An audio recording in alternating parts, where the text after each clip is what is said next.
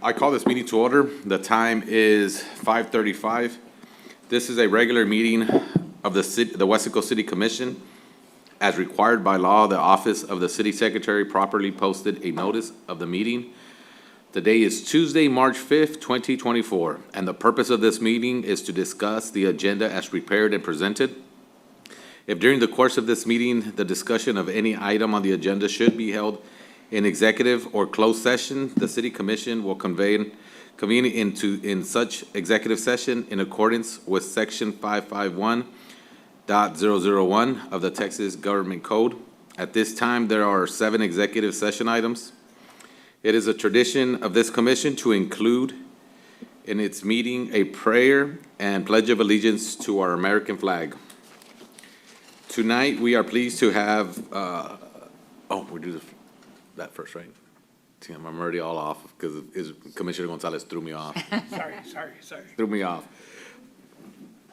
Tonight, we are pleased to have Pastor Christopher Cowan from First Baptist Church to lead us in our prayer time. As he comes forward, I ask the audience to stand, please. But we're going to go ahead and do the pledge first. Yeah, we'll do the pledge, but just so you can read it. I pledge allegiance to the flag of the United States of America and to the republic for which it stands, one nation, under God, indivisible, with liberty and justice for all. Honor the Texas flag. I pledge allegiance to thee, Texas, one state, under God, one and indivisible. Sorry, Pastor, that threw me off today. Sorry. It's been a long day. It's all Commissioner's fault. Yeah. I'm going to fill in for Chris Cowan tonight. Let us pray together. Father in heaven, thank you for allowing us to experience this new day that we've never seen before. Thank you for these officials who give of their time and talent for the good of our city. Guide them with your wisdom. Bless our City of Weslaco employees for all that they do in service to our community. Protect our police department and fire department as they sacrifice to keep our city safe. Bless and guide this meeting in Jesus' name. Amen. Amen. Amen. Thank you, Pastor. Very nice. Madam Secretary, for the record, please conduct the roll call, please. Mayor Gonzalez, Present. Mayor Pro Tem Farias, Commissioner Kerr, Commissioner Gonzalez, Present. Commissioner Pedraza, Commissioner Lopez, Present. Commissioner Rodriguez. Present. Mayor, let the record show at time of roll call, we have the absence of Mayor Pro Tem Farias, Commissioner Pedraza, and Commissioner Kerr, and a quorum is present. Thank you. We move on to item E, mayor recognitions. Mayor, tonight we have 2 recognitions. Ms. Jasmine will be taking care of them. Thank you. Good evening, Mayor, City Managers, Commissioners. Glad to be with you. My name is Jasmine Rico Jones. I'm your Public Relations Officer. And tonight we have 2 very important proclamations. We'd like to begin with a proclamation for First Baptist Church, who has served as our shelter for 15 years. It reads, the City of Weslaco Proclamation, whereas the essence of community lies in the spirit of compassion and generosity towards those in need, and whereas during challenges and adversities, certain beacons of hope emerge, offering sanctuary and solace to the most vulnerable among us. And whereas in the heart of our beloved city of Weslaco, First Baptist Church has stood as a steadfast symbol of unwavering support and humanitarian aid. And whereas under the leadership of Pastor Stephen Parker, dedicated volunteers and members of the First Baptist Church have tirelessly devoted their time, resources, and compassion to ensure that no individual within our community is left without aid or comfort. And whereas First Baptist Church served as the primary shelter to Weslaco residents during the floods of 2018 and 2019, during Hurricane Hannah of 2020, during the COVID pandemic in 2020, during the freeze of 2021 and the freeze of 2024, and whereas with open doors and open hearts, First Baptist Church has graciously extended its facilities to serve as a shelter for Weslaco for over 15 years for those experiencing extreme weather, providing warmth, sustenance, and a sense of belonging to all those who seek refuge within its walls. And now, therefore, Adrian Gonzalez, Mayor of the City of Weslaco, along with the Weslaco City Commission, does hereby proclaim March 5th as First Baptist Church Shelter Appreciation Day in our city, in honor of First Baptist Church's extraordinary commitment to serving as a beacon of hope and refuge for our citizens. We urge all citizens in joining and expressing our deepest gratitude to First Baptist Church for their unwavering service to the city of Weslaco and dedication to the well-being and welfare of our community's most vulnerable members. We'd like to invite Stephen Parker, our pastor from First Baptist Church, and those that are with him to be presented with this proclamation today.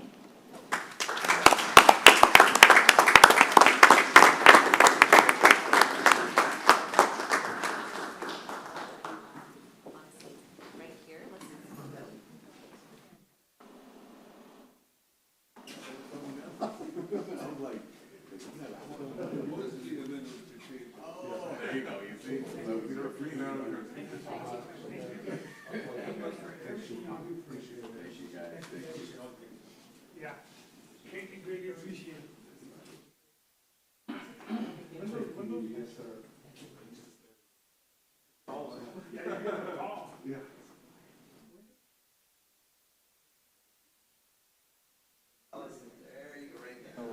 I was looking for the one.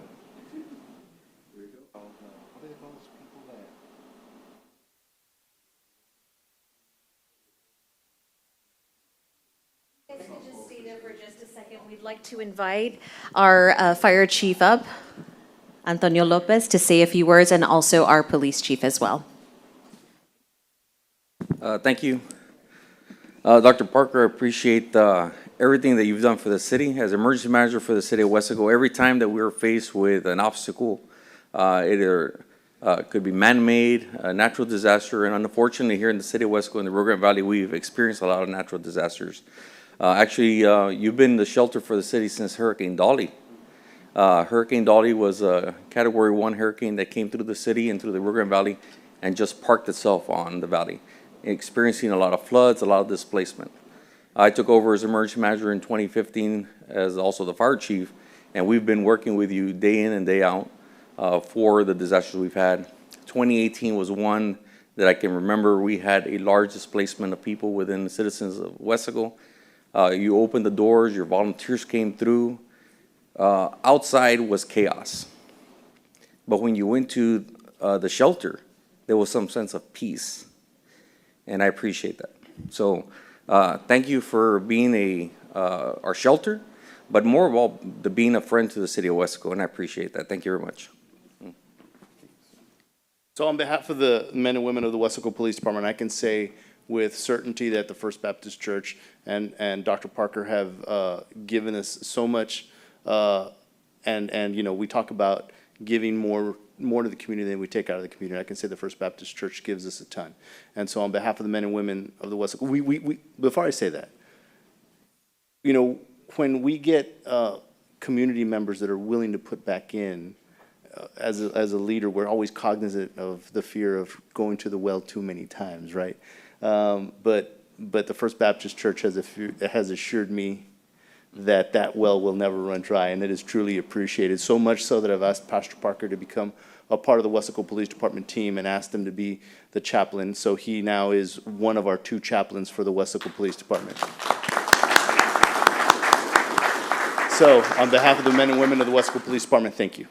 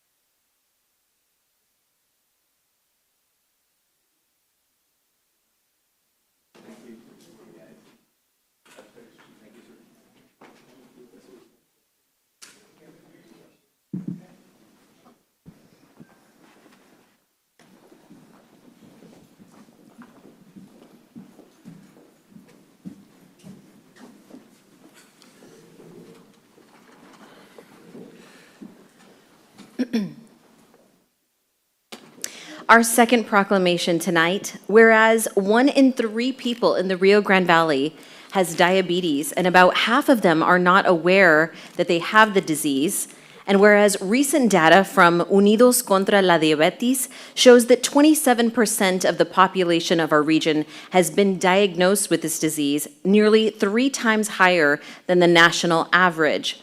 And whereas Unidos contra la Diabetes is a collective impact initiative and community partnership established in 2014 to bring awareness and prevention of type 2 diabetes in the Rio Grande Valley. And whereas Unidos contra la Diabetes brings people together in a structured way to achieve social, behavioral, and sustainable community change.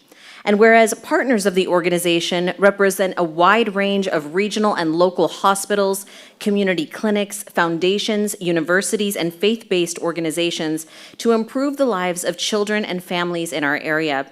And whereas the organization, since its formation, has built and continues to build upon existing efforts and partnerships by coming together as a united group to increase the impact on diabetes prevention. And whereas Unidos contra la Diabetes aims to eliminate type 2 diabetes in our youth and adults in a dignified manner with mutual respect and dignity for all of the residents of the Rio Grande Valley. Now, therefore, be it resolved that Mayor Adrian Gonzalez of the City of Weslaco, by virtue of the authority vested in him, on behalf of the Weslaco City Commission, does hereby recognize Unidos contra la Diabetes for their continued efforts and does hereby proclaim March 26th, 2024 as National Diabetes Alert Day in Weslaco, Texas, and asks all Weslaco residents to join in preventing type 2 diabetes in ourselves, our family members, and friends throughout our beloved Weslaco. We'd like to invite Unidos contra la Diabetes up front to be presented with this proclamation.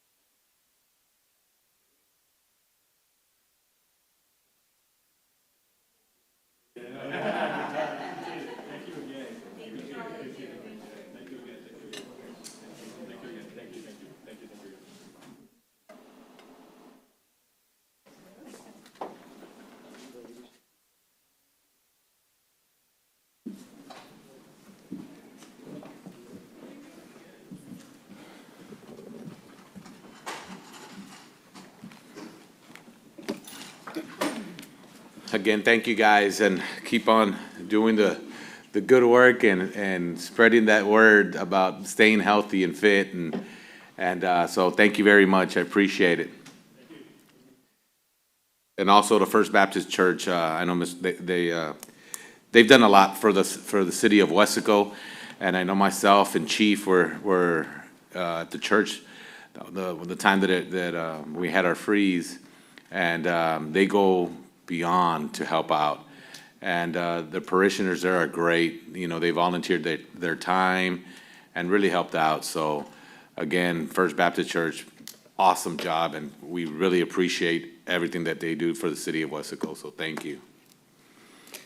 We go on to public comments. Mayor, tonight we have one public comment. We have Ms. Kendall Hill.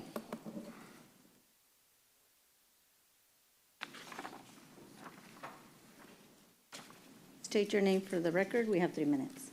Kendall Hill. Anything else you need? No, okay. I want to thank you all for hearing me tonight, city commissioners, mayor, and our city manager, Mr. Garza. Last night, I attended a Downtown Merchants Association meeting, and it was mentioned that the city had, I guess, a proposal here tonight. Has it been discussed before, Mr. Garza? Is this, This is up for Okay. discussion today. and They're possible going action. to make a proposition that in the downtown areas along Texas Boulevard and a lot of the side streets, that there be a 2-hour limit on parking for anyone who is in the downtown area, and that would be enforced only if somebody calls the police department and says that there's a car that's been here too long, and then they would mark it, and then the police would go back, and if the car was still there, that at that point, a citation would be issued. We own French's Service and Repair, which has been downtown since 1979, and although this might actually be just fine for our business, most of our customers would never stay longer than 2 hours anyway.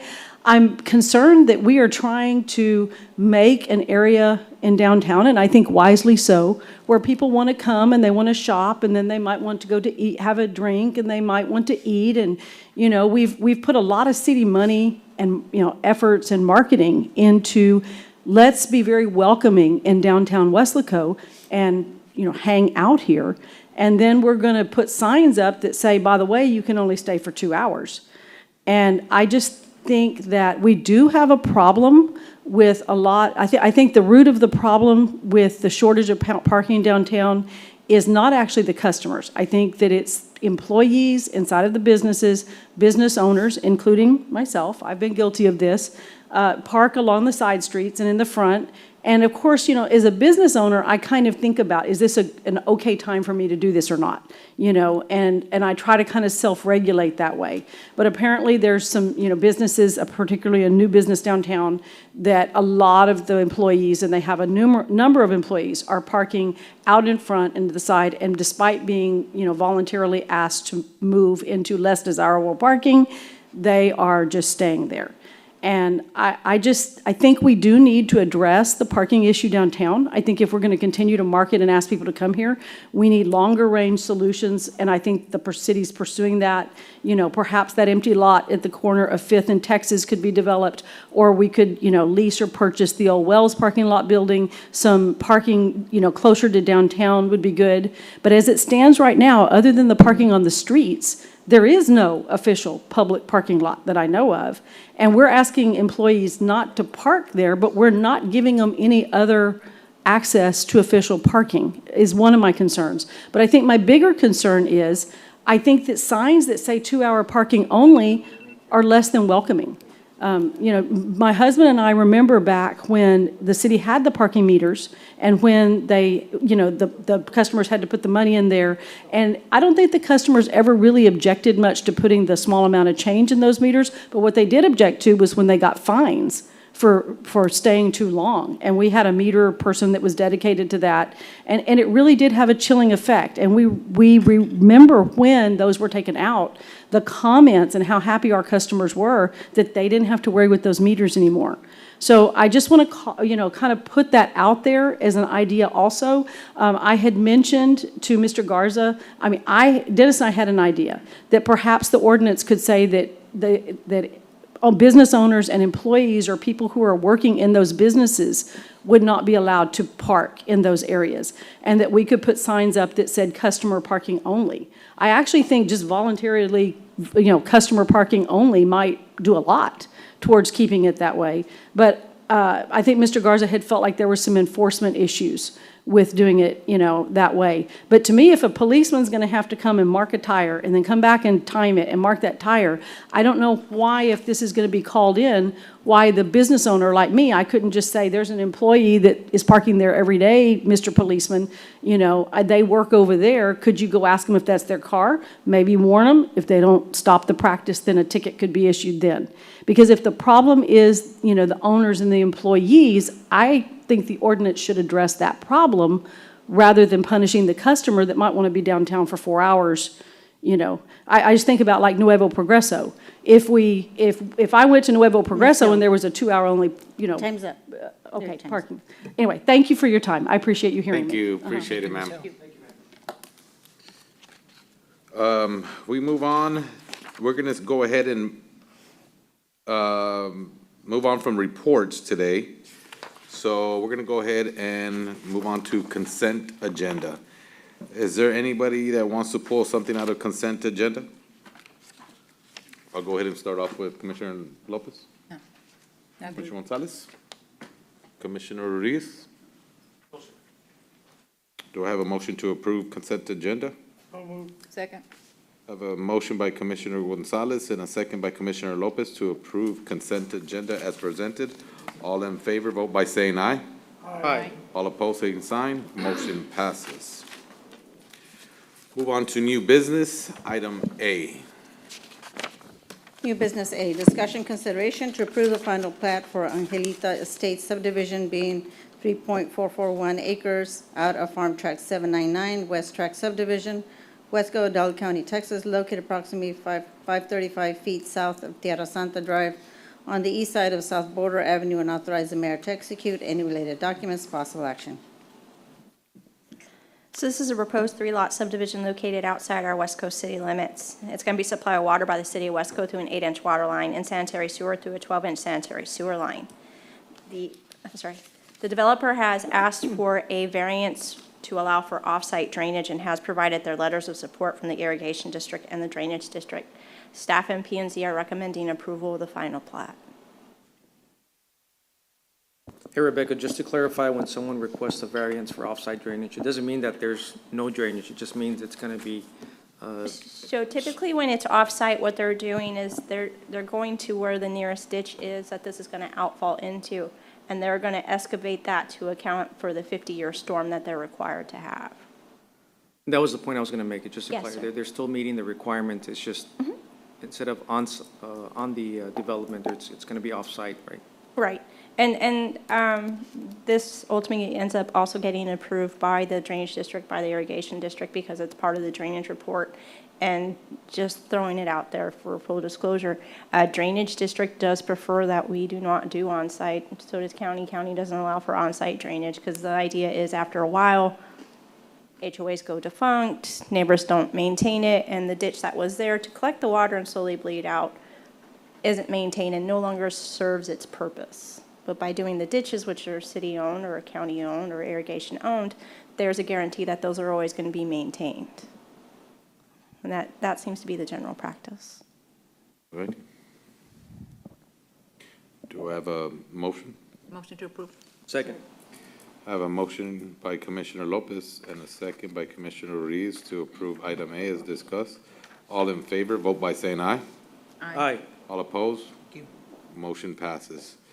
On new business, guys, I'm gonna go ahead and item B, C, D, F, and G. I'm gonna go ahead and we're gonna go ahead and move it for next meeting. So the rest of the commission can be here to chime in. So we're gonna go which ones? It'll be, item B, C, D, F, and G. Mr. Gonzalez, I did that right? Yes, sir. Okay, so we'll go ahead and go on to item E. Item E, discussion and consideration to ratify a budget amendment to the FEMA and Tatum, Kansas and Los Toritos Drainage Project DR 43770005 and authorize the mayor to execute any related documents. Possible action. Good evening, Mayor and Commissioners. This item has been on the table for us for 3 years. We've been delayed with Tatum and FEMA. We got back word through Senator Cornyn's office with their help that we had on our sub-management practices budget line item, they did not fund us the full 5% of what we requested on the federal grant. They only gave us 2% of the funding, so there's a deficit of $186,000. So what we're asking is that you go ahead and approve the shortfall of $186,000 so that we can continue with procurement. We're looking to procure the project in April so we can do the Kansas and complete the Kansas and Los Toritos drainage project. This is an unbudgeted item and will require a mid-year budget amendment. Motion to approve. Second. I have a motion by Commissioner Lopez and a second by Commissioner Rodriguez to approve item E as discussed. All in favor, vote by saying aye. Aye. All opposed, motion passes. We move on to item H. Item H, discussion consideration on resolution 2024-40 to apply for the FY 2025 State Crisis Intervention Grant, Tri-Response Mental Health Unit with no match and no recurring costs for the subject of the grant, and authorize the mayor to execute any related documents. Possible action. Good evening.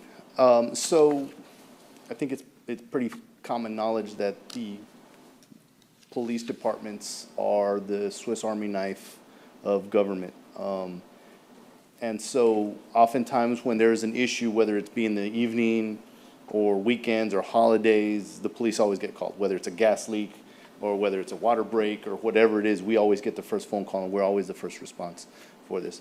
We are not appropriately equipped for many of the challenges, to include mental health calls, and we are increasingly having to deal with people with mental health issues. And so because of that, I've done a fair amount of research on this myself, and I've proposed this to Texas Tropical Behavioral Health to be able to do a tri-response team. This is the first that's ever been attempted in the Valley. There's other police departments that have something similar. But this is us trying to get left of bang, meaning once someone goes into crisis, that's typically when the police are called. They're in crisis, and then we show up for intervention to be able to take them into emergency custody to get them the help they need. We are trying to move to the left of that in the timeline, and so this is a proactive measure, and TTBH has agreed to partner with this, and so the tri-response team is made of 3 entities: Texas Tropical Behavioral Health, the police department, and the fire department. And this team will be responding to any calls for service, emergency calls for service, people already in crisis, but more importantly, they will have a caseload in which the top tier, the consumers of mental health services, will be placed on a rotation. And so that means that this team will be showing up as their caseload dictates, to talk to them, how are they going, they're taking their medications, is there anything, are their needs being met from a mental health standpoint. If we see them going down the avenue of crisis, then we can intervene through appropriate measures. That's what TTBH is for. The police department is there to make sure everybody's safe, to include the patient, right? In the event that there has to be testimony for or legal action for us to take them into custody, he's there to be able to document what happens and then to be able to serve as a witness. And then the fire department is there for any medical clearances or medical issues. So they bought into this idea. They've irrespective of what the grant comes out with, they've told me we'll do it today if that's what it takes. I am not prepared for that because I have peace officer shortages, but by the time we get there, should be full up on peace officers, and then we can make that happen. I don't also want to get to the point where we're supplanting, right? So I want this grant to go through. I've talked to the fire chief, and he is in as part of what they wanted to kick off a similar program. And so I'm pretty excited about this. I'm highly confident that we can make this happen. As you guys know, I have a very talented grant writer in one of my captains, and so I'm hoping that he can make this happen. And so I'm respectfully requesting approval on this. Hey, Chief, the mental health unit, is that similar to what FAR PD was doing with their team? I'm not sure exactly what they have, but I can say that this team is going to be a static team, and they're going to be moving around the city and addressing the city's needs. And it's just consumers within the city of Weslaco. If emergencies happen, though, we will. Most of the police departments that are in a unit like this are task force officers. With regards to, they assign an officer to TTBH, and then those officers kind of end up running across the valley. I want a laser targeted approach. It's a Weslaco police officer that's paid for by the citizens of Weslaco, and so I want to make sure that the citizens of Weslaco are getting service. Oftentimes, that's one of the criticisms of it, is oftentimes, hey, I have a task force officer assigned to this, but that officer is in San Benito today. Well, what is the citizens of Weslaco getting on this? So this is more of a targeted approach. And hopefully we're blazing a new trail. I know that they've asked the fire department to do something called expedited medical clearances. We're looking into that. We're doing the research, because if no one's suffering from any physical health issues, then the EMS can sign off on a medical clearance. That saves us time to be able to not have to go to the hospital and those kind of things. And so this is just streamlining processes and laser focusing our efforts to the citizens of the city of Weslaco. And then last question, I promise. Does the grant have a component for additional training on top of the legislative requirements? So that's a good question, Commissioner. This particular grant doesn't have that. It's specific to Tri-Team. The last session, I brought before you a grant that's going to cover all of the mental health training for mental health peace officers. So this is a dual. We're fighting this on two fronts. Number one is getting all our peace officers trained in crisis intervention training and the 40-hour school, and then supporting that with the response team. Thank you. Thank you, Chief. Yes, sir. Thank you, Chief. Do I have a motion? Motion to approve. Second. I have a motion by Commissioner Rodriguez and a second by Commissioner Lopez to approve item H as discussed. All in favor, vote by saying aye. Aye. All opposed, same sign. Motion passes.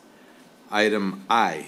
Item I, discussion consideration for approval of full refurbishment of 2008 Pierce Velocity Unit 566 from Fire Trucks Unlimited for the amount of $582,728 with a 50% deposit required upon acceptance of the proposal from Sourcewell Contract 120921-BLE and authorize the mayor to execute any related documents. Possible action. Chief? Yes, good evening, Mr. Mayor, Commissioners, Mr. Garza, Mr. Munoz. We're bringing this in front of you all. Weslaco Fire Department has a large response. Over the years, our responses from when I first came in were about 3,800 for the whole year. Now we're doing over 12,000, sometimes 13,000 calls a year. So that takes a toll on the resources that we have, which are our fleet.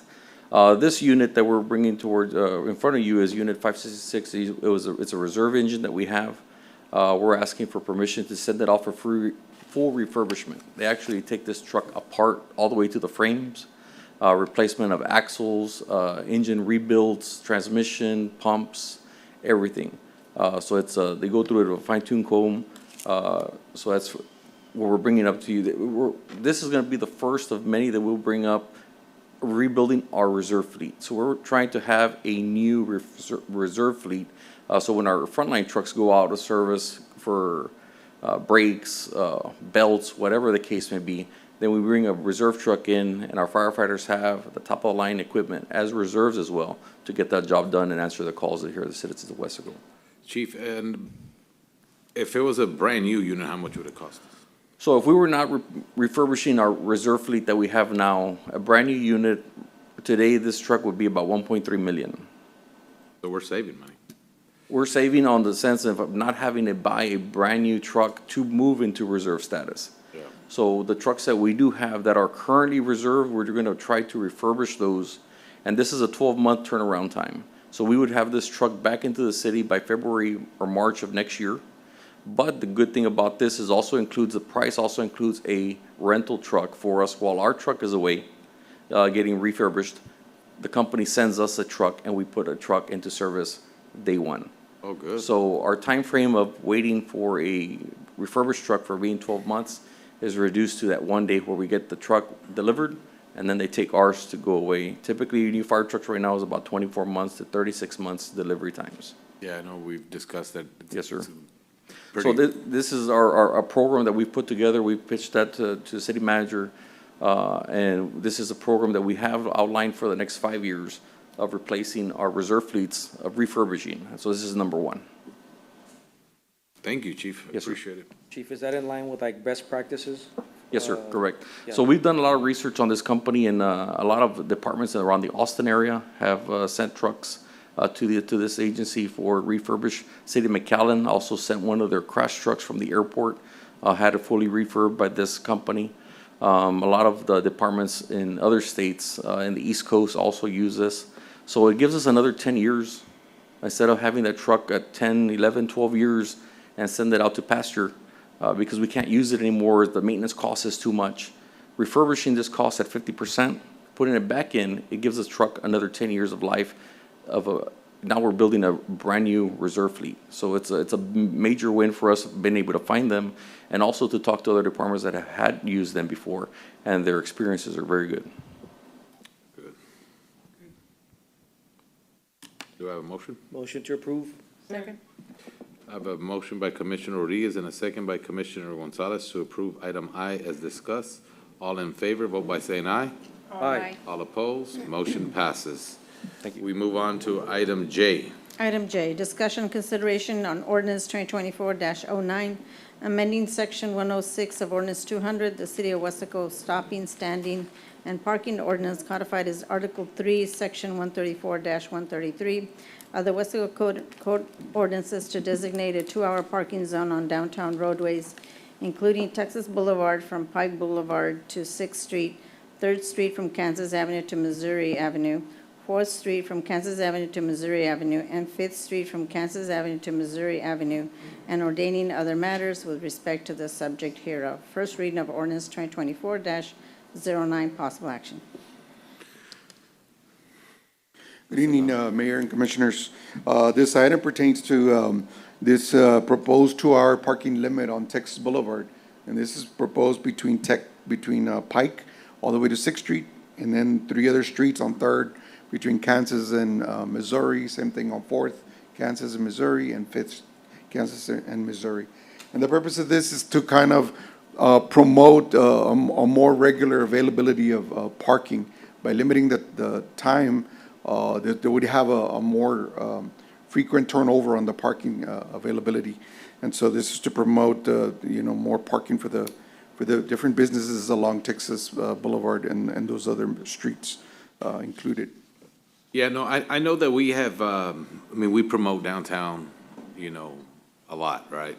And, which is great that downtown is picking up. I know that, Mr. Garza and myself have attended, these town hall meetings with the downtown area. And, again, one of the biggest complaints was, people parking right in front of their businesses. That doesn't allow customers to go into their business and kind of prevents them from, Or having to walk a long way yeah, instead of. so Yeah. I think a lot of it has to do with, the employees not having respect or whatever, and not listening, and them parking right there in the front so they don't have to walk such a long. But how are we gonna do it to keep track of the people, that 2-hour parking? Is it gonna be based on like a business owner saying, hey, this car's been here more than 2 hours? We're not gonna try to run, shoo people away either, it's. Right, so I think, Chief, before you start, one of the things is, being customer friendly. And I think Ms. Hill has a great concern. We want to make sure that we keep it a customer-friendly environment for our merchants and for our customers to continue inviting, the people to come down and shop in our downtown area. And I think, Mayor, and you and I have been to one meeting. I went to the second one, which Ms. Hill brought up this concern. It's got to be a two-prong approach to this, right? So we understand that there's a limited parking lots and parking spaces in the downtown area. One of the things that we have been telling the merchants and in this town hall meetings is that this helps us get there a little bit faster and be able to give the police department ability to enforce when concerns come up, right? We need to create an ordinance, we need to make sure that we have the proper signage, so forth. But at the same time, we're also gonna continue looking at the long-term solution for this, which is either looking for property to accommodate parking downtown, whether it's through a lease agreement or through a purchase from the city. One of the things that we're going to be doing with planning department and engineering is mapping out some of the possible areas that are there, and then bring them back to the commission to give the city manager and the mayor authority to approach these owners to see if we would be interested in approaching them with either a lease agreement to accommodate this type of parking, locations. So I know one of the concerns is how are we going to enforce, and one of the things that I addressed to them is wanting to keep the customer-friendly service is more than likely these type of concerns are gonna come in through, they're gonna be complaint driven, right? You're gonna have merchants like Ms. Hill was mentioning, hey, this staff member or employee from, from so-and-so merchant has been there and it's been already 3 hours for. So it's gonna be complaint driven, and that's when the officers would respond. The reality of us having a police officer just basically out there monitoring and looking at these scenarios without being complaint driven would be very difficult for a police department to actually enforce. I mean, I don't think the chief has the resources to do that. I've addressed that in the town hall meetings. I've addressed that with Ms. Hill. So I think we just need to continue on this being the first prong approach, but then we gotta continue looking at the long-term solution to our downtown area. Yeah, and I think this is kind of A step forward. a step forward in trying to improve our downtown area, and this is just the beginning, and we want to also, like, Mr. Garza said, look for solutions to the problems that are out there, and of course, one of them is parking, so. So I think one of the biggest concerns is going to be the distance, right? So having to have the customer parked all the way at a corner of downtown and having to walk 2 or 3 blocks, the merchants are concerned about that. But what I would suggest is that if we do come up with a lease agreement in a private parking lot that we can use for parking, at that point, we tell the merchants, you can direct your staff and your employees to park in that parking lot, which is furthest away from the downtown area, to accommodate the closest parking for your customers, right? So anyhow, this is up for discussion. We are gonna have a second reading. We wanna make sure that we have input from the public. As we know, it's a big step. Yeah, one idea, y'all might want to kick around. It's pretty successful over at Louis Barber Shop and Buffalo Wild Wings. They put up those signs that say Louis Barber Shop, these 5 spaces. Buffalo Wild Wings, these next 6 spaces. And for the most part, I mean, I'm in there a lot. It's respected. I mean, they don't park there. It's just something to kick around and, food for thought. But in that area, it's pretty much respected. My concern is that if there's gonna be enforcement, for example, citations issued, that there has to be a mechanism that measures the violation or the time, right? Right. We can't issue a citation or a fine based on an assumption that it's been there over the 2-hour limit. There has to be a mechanism or equipment Right. that measures that, so when the officer shows up, or code enforcement, whoever, that they can see the actual violation. It's an on-view violation, or within their view, and now they can go and they can take enforcement action. We agree with that, Commissioner, and I think, the chief is gonna discuss a little bit on the enforcement part, Chief. You wanna do that? Good evening.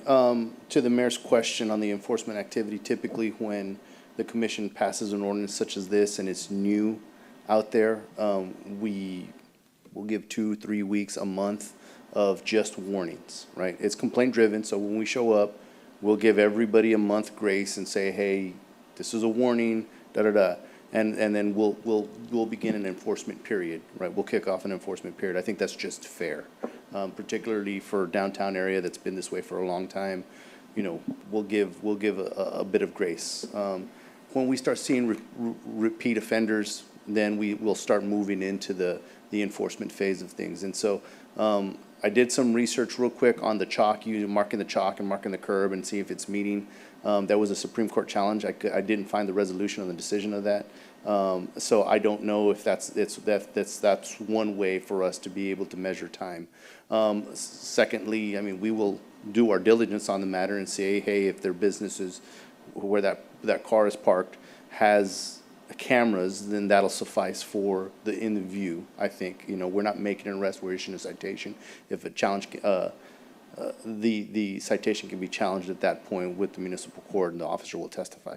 Absent some type of mechanism when we're doing the time, then it's going to become, typically the state of Texas will become the complainant on stuff like that, where the police officer then does the testimony and say, hey, this vehicle has been lapsed for 2 hours. If we have an insistent store owner, then it's gonna be one of those where we'll issue the citation, but the complaint is gonna be signed by the store owner. Hey, that car's been parked in front of my store for 2 or 3 hours now, 4 hours, 5 hours, 8 hours, whatever it is, but the peace officer hasn't seen it and they become persistent and complaining about that, then we'll make them the complainant, and that means they'll have to show up to court if summoned, right? We try not to put that burden on our citizens, but from time to time, we have to do that with things like loud music and stuff like that. If you guys pass the ordinance, we'll figure it out, we'll find a way. You know, and I know the first meeting that I went to, majority of the business owners downtown actually agreed with providing that 2-hour, you know, sign out there, you know, and I don't think there was one that was against it, you know, because I guess they're really just frustrated with the lack of parking and again, they're entre ellos mismos, you know, they're kind of, hey, pues you know, you're parking here, it's been 3 hours or 4 hours, and you're blocking, you know, my store. And so, in the first meeting that I went to, I know that, you know, they were all in favor, you know, of something getting done. And when we brought up the idea of that 2-hour limit, I don't think we had anybody that, you know, was against it. And one of the things, Mayor, just so the rest of the commission can be aware, the following day, Mr. Joe Pedraza and his staff went out there from code enforcement just to advise what the concern was regarding the meetings, and if we could just get the cooperation from each merchant to talk to their staff and see how we could address those parking issues. And so I know they went from Business 83 all the way to 6th Street on both east-west side of the of Texas, and they were able to make contact with them. But and that was just more of a courtesy, wanting, you know, us wanting to let them know that people have voiced their opinion regarding the merchants in a town hall meeting. Now, would you guys want to take action on this item, or do you want to wait for the rest of the commission to be here, or how do you guys want to, you know, do this? It's up to you guys. Just my opinion, but, you know, I think we should wait to allow for the rest of the commission to be, no. they might have concerns. That's why It's just my that's what I'm saying. opinion. Okay, we'll go ahead and take no action on this item, and we'll bring it back for the Yeah, when rest of they're the all commission here, to that way they agree. can have, address concerns or Okay, questions. cool. Alrighty, so we'll go on to, Thank you, it gentlemen. is, what, 6:20? And we are going to executive session. Motion? Motion to go into executive session. Second. All right, all in favor? Vote Aye. by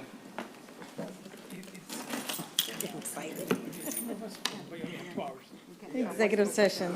A, That's it. personnel. Just an Discussion off regarding day. goals, objectives, and evaluation of the city manager for the city of Weslaco as authorized by section 551.074 of Texas Government Code. B, legal consultation. Consultation with the city manager and city attorney relating to the city's rights, duties, privileges, and obligations in connection to the collective bargaining agreement with the fire union IAFFWFFA Local 3207, FY October 1st, 2022 through September 30th, 2025, is authorized by section 551.071 of Texas Government Code.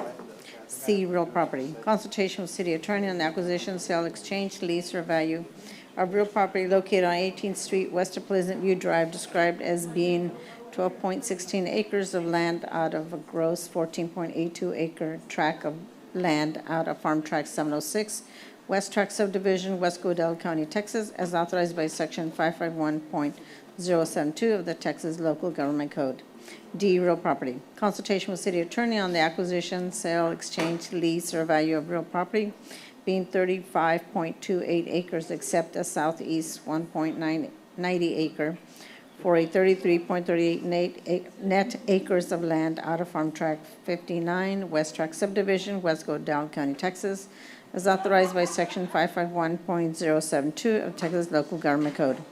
E, real property. Consultation with city attorney on acquisition, sale, exchange, lease, or value of real property being 25 acres of 53.97 acres of land out of Farm Tract 807 and 808, Block 139, West Tract Subdivision, West Godell County, Texas, as authorized by Section 551.072 of Texas Local Government Code.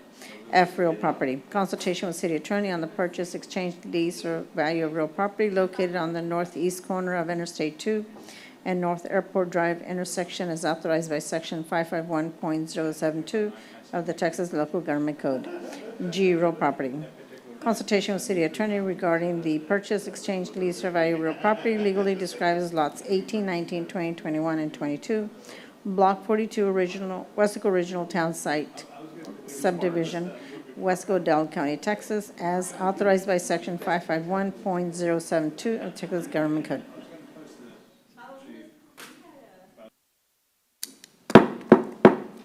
It is 6:45, and we are back from executive session. Mr. Gonzalez? Mayor, action item B, recommendation that the commission authorize city attorney to proceed with arbitration as discussed in executive session. So moved.